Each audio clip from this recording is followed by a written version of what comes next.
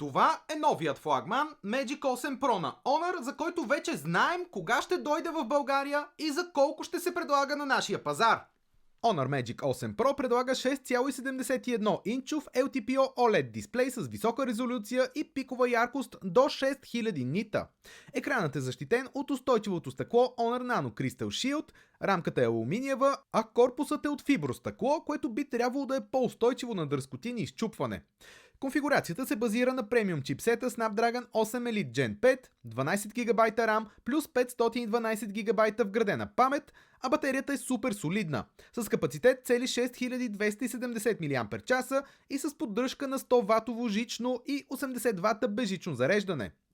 Ключовият акцент при този модел на Honor обаче е камерата. Имаме 50 мегапикселова основна камера, 50 мегапикселова ултраширока и 200 мегапикселова перископна телефотокамера за 3,7 пъти оптичен зум.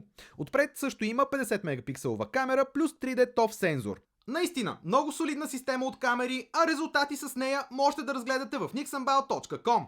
Телефонът ще се предлага в България за предварителни поръчки от 15 до 29 януари на специална цена от 1099 евро, което е с 200 евро отстъпка от редовната сума.